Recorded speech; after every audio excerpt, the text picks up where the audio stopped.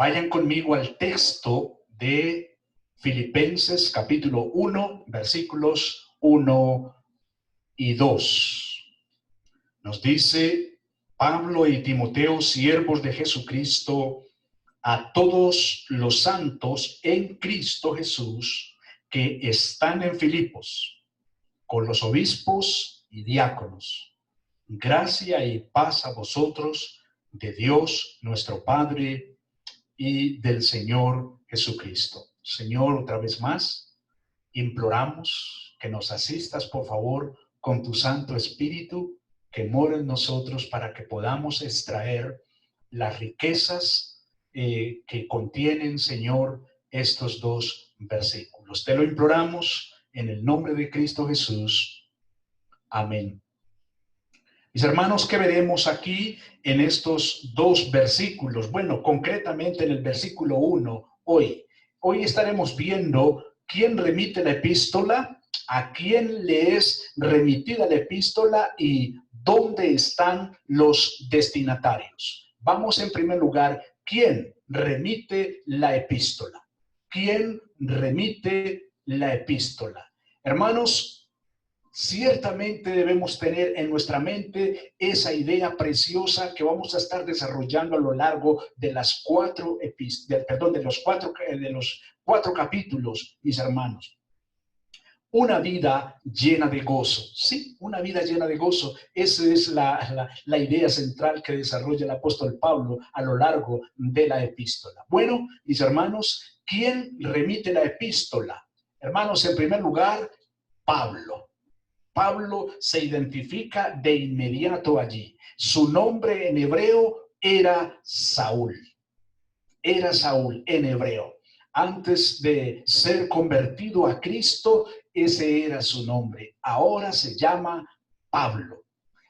Su lugar de nacimiento, el lugar de nacimiento de Saulo de Tarso, como era conocido antes de ser un cristiano. Su lugar de nacimiento, Tarso, en la ciudad de Cilicia, según Hechos capítulo 9 y versículo 11, según capítulo 21 y versículo 39 y capítulo 22, versículo 3. En estos tres pasajes, él mismo se identifica claramente de dónde era. Tarso de Cilicia. ¿Quiénes eran sus padres? Los padres de nuestro hermano y apreciado hermano Pablo.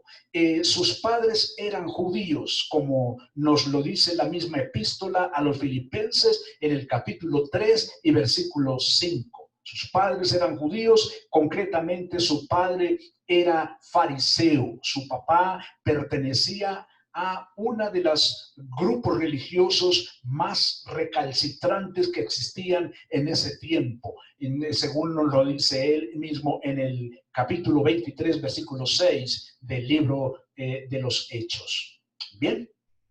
Así que Pablo también tenía nacionalidad romana. Este Pablo estaba bien dotado, mis hermanos, con todo lo que necesitaba para ser un ministro de Dios muy eficaz. Entonces tenía nacionalidad romana. Ahora, hermanos, la importancia de tener nacionalidad romana implicaba que él se podía mover con toda libertad por donde quisiera. Hermanos, en ese momento, pues Roma era quien dominaba precisamente en todas estas regiones donde se hablaba el griego como tal, por lo tanto había un dominio prácticamente total por parte de Roma. Así que ser un ciudadano romano era realmente un gran privilegio y esto facilitaba ciertamente el desarrollo, el avance de la evangelización por parte del apóstol Pablo. Entonces tenía ese privilegio. Respecto a la educación, ¿qué educación tenía el apóstol Pablo? Bueno, hermanos, él estaba dotado con unos dones muy notables, tanto morales como intelectuales. Pablo, por ejemplo, hermanos, aprendió el oficio de ser un hacedor de tiendas. Él fue traído muy temprano, muy jovencito, él fue traído a Jerusalén, hermanos, él fue traído a Jerusalén para estudiar en Jerusalén. Él, hermanos, es como si él hubiera venido a estudiar a una universidad muy prestigiosa. En ese momento no habían universidades prestigiosas, sino que se resaltaban eran los rabinos o los maestros que en ese momento enseñaban. Entonces él fue traído muy jovencito al fariseo Gamaliel. Sí, al fariseo Gamaliel, quien lo adoctrinó por completo en la teología judía, según Hechos capítulo 22, versículo 3 y Hechos capítulo 5 y versículo 34. Entonces, tenemos a un hombre con nacionalidad romana, un hombre educado en la ley judía. Miren qué combinación, qué combinación. Educación judía, educación hebrea, pero nacionalidad, sí, nacionalidad secular en un sentido, secular, nacionalidad romana. De manera que podemos ir viendo el Señor cómo mueve sus fichas de una manera, mis hermanos, muy acertada, de una manera muy impresionante, ciertamente colocando todo lo que necesita hacer para llevar a cabo su obra. ¿Cuáles eran las convicciones religiosas de nuestro querido y hermano Pablo? Las convicciones religiosas. Bueno, mis hermanos, en primer lugar, él atacó y persiguió a los cristianos con la mayor ferocidad que se pueda llegar a tener. Mis hermanos, nos dice allá en el libro de los Hechos, en los primeros capítulos, nos muestra cuando el asesinato de Esteban, mis hermanos, que era un perseguidor de una manera tremenda, mis hermanos. Entonces, era un perseguidor feroz. Ahora, finalmente, él en su camino a Damasco fue llamado de una manera directa y se le llamó por su nombre, por el mismo Cristo resucitado, le llamó por su nombre. Y no solo fue llamado sin ninguna posibilidad de resistir al Señor definitivamente, sino que también fue llamado irresistiblemente al ministerio, convirtiéndose en un predicador incansable de Cristo. Todos recordamos ese relato en Hechos 9, cuando él va precisamente en misión de ir a capturar y traer arrastrando a los cristianos, a las autoridades judías, y cómo aquella voz tronante en pleno desierto: Saulo, Saulo, ¿por qué me persigues? Ahora, cuando él es convertido a Cristo y se convierte en un misionero, en un cristiano, en un misionero, pero de esos de hacha y machete, como se dice, el apóstol se vuelve un fundador de muchas iglesias cristianas.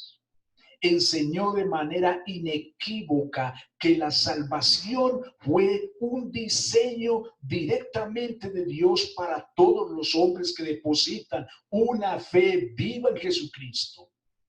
Y esa esclavitud a la ley mosaica es totalmente incompatible con la libertad espiritual de la cual Cristo es el autor. Es bien interesante uno ver esa defensa tan elocuente que hace el apóstol en la epístola de los Gálatas, precisamente, en defensa de la justificación por la fe. Hermanos, y él anteriormente había sido pues un fariseo, un tremendo fariseo, hermano, en ese sentido, el cumplidor de la ley, irresistible. Es decir, no se le podía acusar a él, hermanos, de nada respecto a la ley. Era un hombre irreprensible realmente. Pero él llega a darse cuenta plenamente, el Espíritu Santo llega a decirle que todo eso de nada servía. Mis hermanos, por su celo y su doctrina, el apóstol Pablo trajo sobre sí el odio mortal de los judíos, quien en Jerusalén en el año 57 o 58 provocó su encarcelamiento. Fue llevado cautivo primero a Cesarea en Palestina y 2 años después hasta Roma, donde sufrió el martirio en el año 67 o 68, mientras Nerón el emperador romano Nerón todavía ejercía su gobierno allí. Y ese es rápidamente el fin del apóstol Pablo. Pero el mismo versículo 1, hermanos, de aquí de Filipenses, nos menciona también a otro siervo allí, y es Timoteo. ¿Quién es Timoteo? Bueno, en primer lugar, su domicilio, Listra, la ciudad de Listra, Hechos capítulo 16 y versículo 1. Allí fue donde lo encontró el apóstol Pablo en el segundo viaje misionero. Allí se encontró a este discípulo llamado Timoteo y lo llevó con él. ¿Quiénes eran los padres de Timoteo? Bueno, el papá era griego, la mamá era judía, como nos lo dice ahí mismo en Hechos capítulo 16.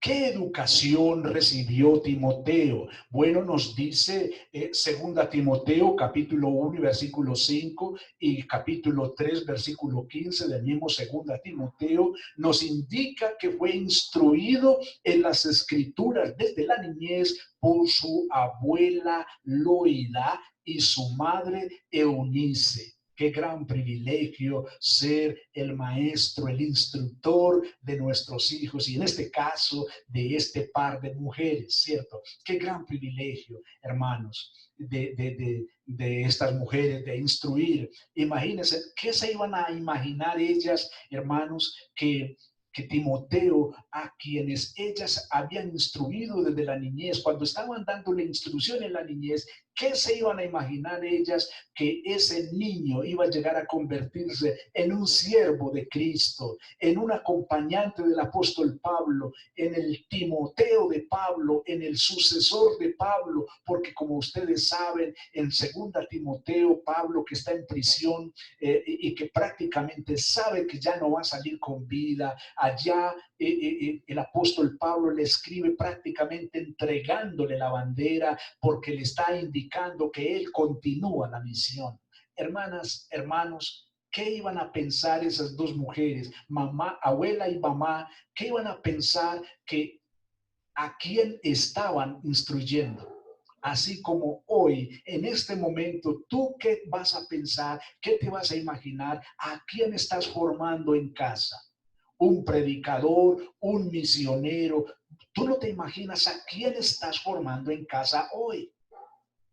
Bien, de manera que nos sigue diciendo Hechos 16:2 respecto a la reputación de este muchacho Timoteo, que tenía una reputación irreprensible en la iglesia, y no solamente en la iglesia local donde se congregaba, sino en varias localidades. Nos dice Hechos 16:2 que su reputación era muy buena en varias partes.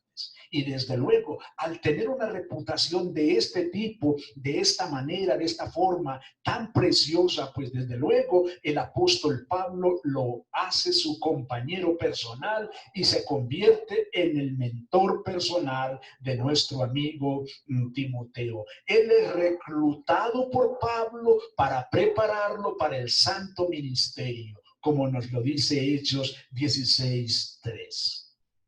Timoteo de esta manera se convierte en un compañero de viaje de Pablo y compañero de trabajo, como nos lo muestran múltiples citas, hermanos, en el libro de los Hechos, en Romanos, en Primera los Corintios, en Tesalonicenses, en Filipenses, en Colosenses, en Filimón. Mejor dicho, nos encontramos, hermanos, un registro del tipo de hombre en el que el Espíritu Santo convirtió a nuestro querido amigo Timoteo.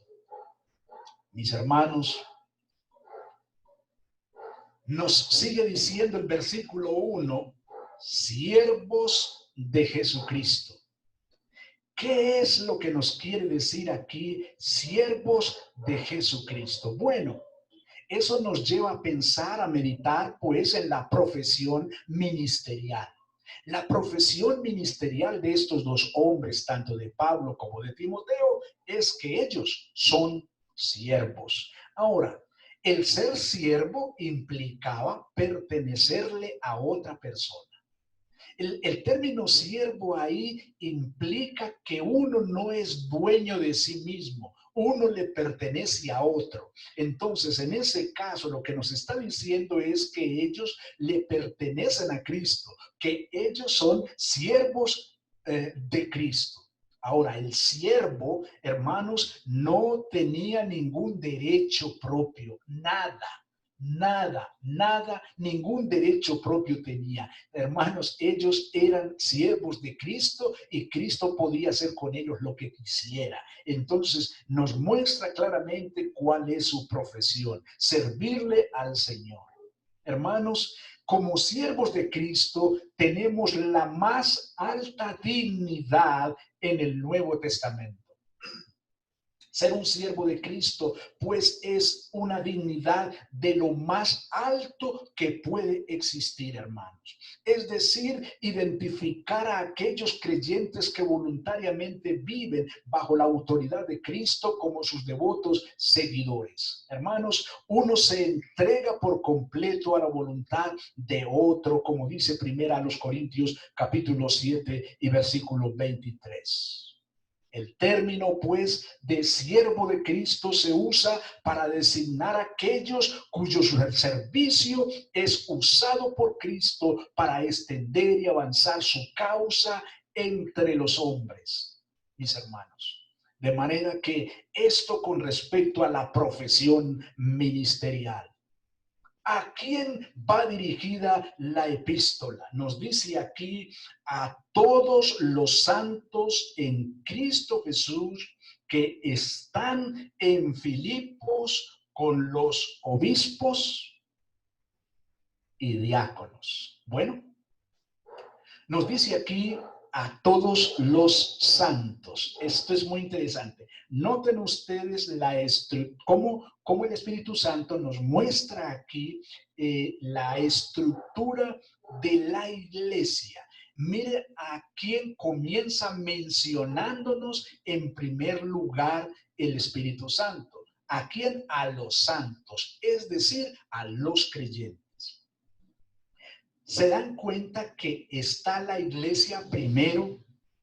Que está la iglesia primero que los líderes. ¿Pueden darse cuenta de eso? Que menciona primero a los santos que le pertenecen a Cristo, y por último menciona el liderazgo. Eso nos muestra, mis hermanos, que no hay una jerarquía dominante en la iglesia de Cristo. No, hermanos, la iglesia de Cristo es el cuerpo de Cristo.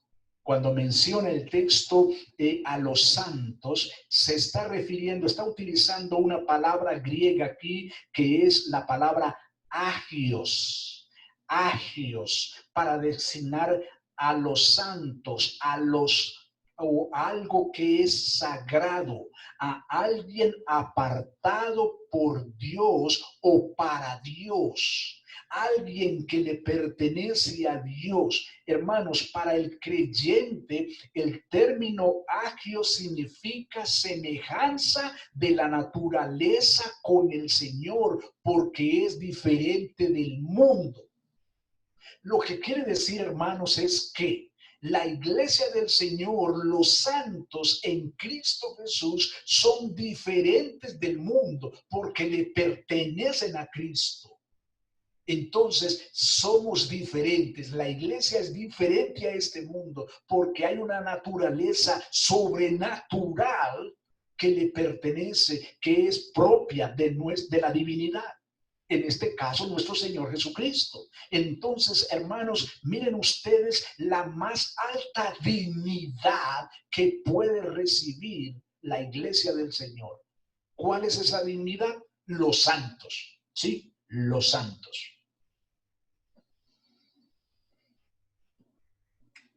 Y ahí sí, siguen los obispos.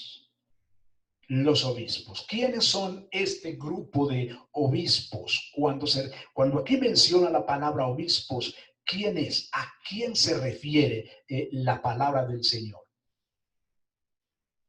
Bueno,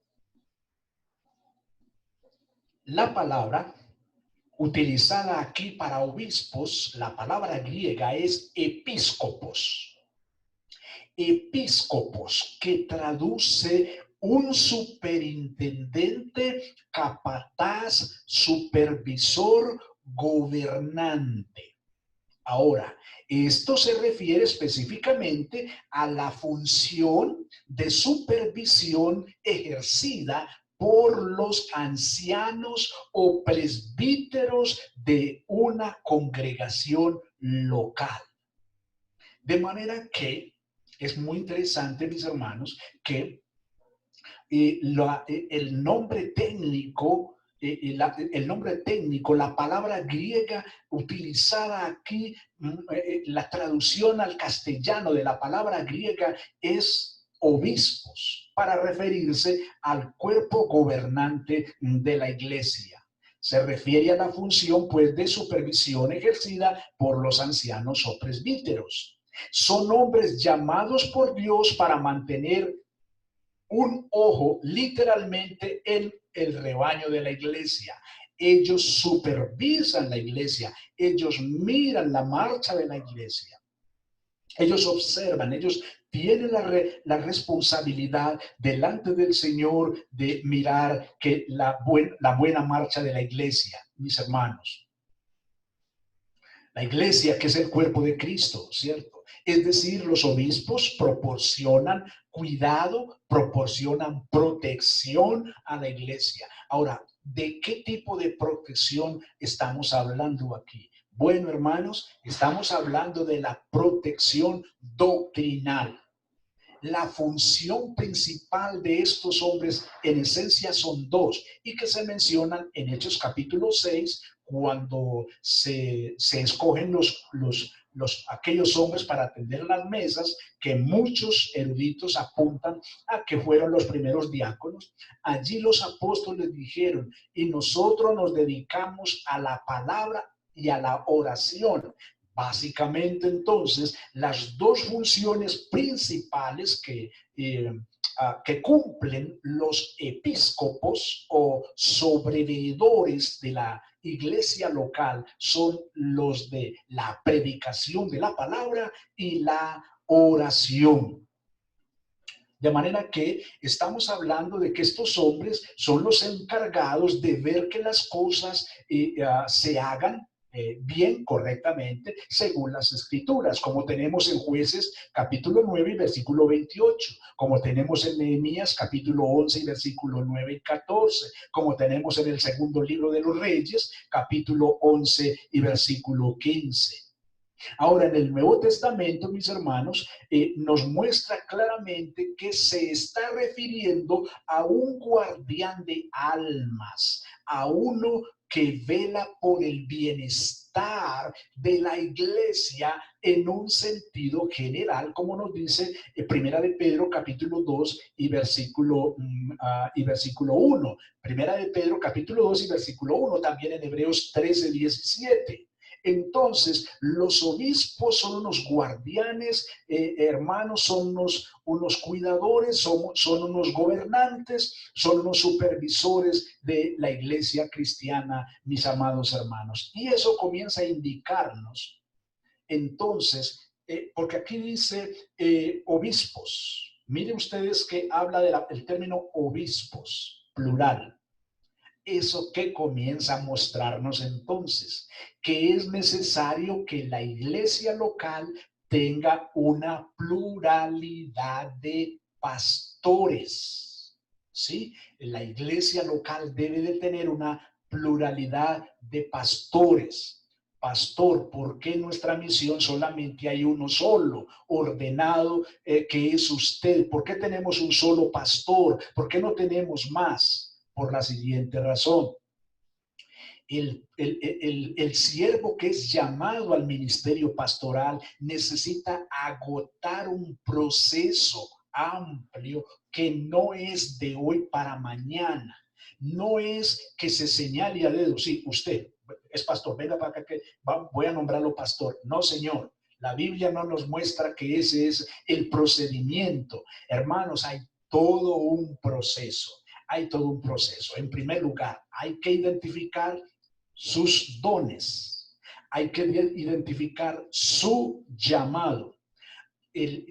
Ya identificado sus dones y su llamado, ese hombre tiene que capacitarse, formarse teológicamente en la palabra, debe terminar sus estudios teológicos. Hermanos, imagínense ustedes, si el médico que va a cuidar un cuerpo humano se especializa y nunca termina de estudiar, ¿qué diremos del que va a cuidar almas?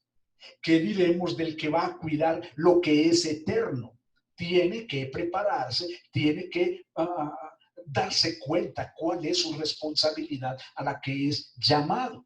De manera que, hermanos, esto implica todo un proceso muy, muy amplio. Tenemos la esperanza en este momento en la misión evangélica, nuestra misión, tenemos la esperanza ya de que con esta maestría que iniciamos, vamos a preparar teológicamente precisamente a la iglesia, a los hermanos. Y bueno, ya el Señor levantará e identificará a aquellos otros hombres como pastores de la misión en todo el sentido de la palabra. O sea, le estamos apuntando precisamente a eso. El hecho de haber empezado esta maestría tiene como fin apuntar al equipo de hombres, a las damas también, a las hermanas también, pero muy, muy, muy específicamente buscando identificar a aquellos hombres que el Señor ha llamado como maestros a la iglesia, dados a la iglesia, capacitarlos y formarlos, porque muy seguramente el Señor un día los va a confirmar por parte de la iglesia como pastores de la iglesia, de la misión en un sentido general. Así que, mis hermanos, por eso es que en este momento todavía no tenemos una pluralidad de pastores, pero le estamos apuntando a eso. Y entramos al segundo grupo que menciona acá ya para terminar. El segundo grupo es diáconos. Diáconos. Entonces, como les decía al principio, noten ustedes que aquí el Espíritu Santo nos está mostrando un modelo a lo cual debemos apuntar nosotros como plantadores de iglesias. Como plantadores de iglesias. ¿Cuál es ese modelo? Ese modelo es en el liderazgo. Pluralidad de liderazgo, pluralidad de obispos, de pastores, pero también no solamente pastores, sino que también debe tener su equipo de diáconos. E igualmente noten ustedes que la palabra diáconos aquí aparece en plural. ¿Qué nos está mostrando también eso? Que no es un solo diácono, sino que son varios diáconos, ¿cierto? Entonces noten ustedes como la perfección que nos muestra la bendita escritura. Bueno, ¿quién es un diácono? Bueno, la palabra diácono aquí, hermanos, es la palabra griega diáconos, la palabra diácono, la palabra griega, desde donde se desprende el término ministro o servidor o sirviente. Uno que levanta completamente el polvo, moviéndose a toda prisa y así ministrar. El ministerio es un servicio sagrado. Es un servicio sagrado. Ahora, en el Nuevo Testamento, generalmente se refiere al Señor que inspira a sus siervos a llevar a cabo su plan para su pueblo. Es decir, como su ministro, como un diácono que le sirve en una iglesia local. ¿Quién fue el principal diácono o el ejemplo más perfecto de diácono como servidor o como siervo? Cristo mismo, Cristo mismo. Hermanos, de manera que el diácono aquí es uno que en virtud del cargo que se le asignó en la iglesia, cuida a los pobres, o pues cuida a los pobres, tiene a su cargo y distribuye el dinero recaudado para su uso. Filipenses 1:1, 1 Timoteo 3:8 y 12, Hechos 6:3. En otras palabras, mis queridos hermanos, las ofrendas en la iglesia local no las debe manejar el presbiterio o los pastores. No, esa es una función muy propia ¿de quién? De los diáconos. Esa es una función muy propia de los diáconos. De manera que, mis amados hermanos, vamos viendo acá esa perfección de la iglesia local, cómo está estructurada. Pero, hermanos, no podemos pasar por alto que Romanos 16:1 nos señala aquí a una hermana Febe, ¿sí? La hermana Febe. Y el apóstol Pablo la menciona como diaconisa. Sí, señores, como diaconisa. ¿Quién es una diaconisa? Bueno, una mujer a quien se le confió el cuidado de cualquiera de las mujeres pobres o enfermos. En pocas palabras, aquellas mujeres que se dedican a cuidar enfermos, a asistir niños huérfanos, a desarrollar diferentes servicios en la iglesia. Mis hermanas, mis hermanos, son designadas por el apóstol Pablo como diaconisas. Romanos 16:1. De manera que los diáconos, en un sentido, son asistentes, son el apoyo inmediato de los pastores. Son el apoyo inmediato de los pastores. Los pastores están ocupados con la predicación y la oración. Mientras que en las partes prácticas, hermanos, en la parte práctica, en la administración de la iglesia, en todo aquello que es muy práctico, diligencias, vueltas, incluso muchas veces visitación a enfermos y muchas cosas por el estilo. El trabajo, hermanos, es tan amplio, el trabajo que tiene este precioso equipo de los diáconos. Hermanos, esos son los dos grupos de oficiales que debe tener la iglesia y a lo cual debe apuntarle la iglesia. Y por último, mis hermanos, y ya para terminar, ¿dónde estaban los santos, los obispos y diáconos? En la ciudad de Filipo. Como conclusión, entonces, podemos decir, hermanos, que la iglesia de Filipo es un modelo de inicio y desarrollo de la misma, con varias características relevantes que le sirven a la misión evangélica reformada para Colombia y el mundo como el camino a seguir en su propósito misionero. La iglesia misionera establece contacto con el territorio donde no hay ninguna iglesia establecida. Los misioneros predican el evangelio a un segmento de la población. Algunos creen al evangelio, de los cuales creen al evangelio. El Señor utiliza a algunos para que sean facilitadores en la continuidad de la obra. Todo el trabajo desarrollado en esa obra da como resultado una iglesia local de los santos con sus dos grupos de oficiales, obispos y diáconos. Que el Señor les bendiga, mis amados hermanos. Señor, te damos gracias por esta preciosa introducción. Bueno, ya estamos analizando el primer versículo de tu palabra, Señor, en esta epístola. Te damos gracias, Señor, por lo que podemos ver aquí de una manera tan maravillosa, Señor amado. Yo quiero rogarte, Señor, por la iglesia, por la misión, Señor, la obra misionera, el proyecto misionero del cual hacemos parte, Señor, y que somos, Señor, dos iglesias ahora, dos iglesias establecidas, Señor, que hacemos parte de este proyecto misionero conocido como MERC. Señor amado, te damos gracias por esto y te pedimos, Señor, que nos ayudes a seguir siendo fieles a tu palabra, Señor, en la continuidad de la obra bendito Dios. Rogamos por la iglesia, por todos los hermanos que están comprometidos y seguimos orando precisamente por el grupo de varones que estamos trabajando, Señor, de una manera muy intencional, buscando, Señor, que si te place levantar a otros hombres, bendito Dios, como siervos en el ministerio pastoral, en la diaconía, Señor.